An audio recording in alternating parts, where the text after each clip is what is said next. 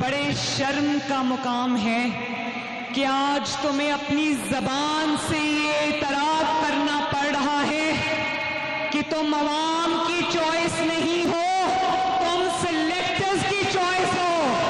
تم چوائس اس لیے ہو کہ تم سلیکٹرز کی ایک اشارے پر لڈو کی طرح گھومتے ہو۔ تمہاری 22 سال کی جد و جہد کا اختتام اس پر ہوا کہ تم نے اپنے ماتھے پر اسٹیبلشمنٹ کا گھوڑا ہونے کا دھبا لگوا لیا۔ عمران خان، اللہ کی قسم یہ گھاٹے کا سودا ہے۔ عمران خان کو اس حیثیت سے یاد رکھا جائے گا کہ وہ ایک کٹھ پتلی وزیر اعظم تھا جو اشاروں پر ناچتا تھا۔ کٹھ پتلی سے یاد رہے گا عمران خان، یہ گھاٹے کا سودا کیا تم نے، گھاٹے کا سودا کیا تم نے۔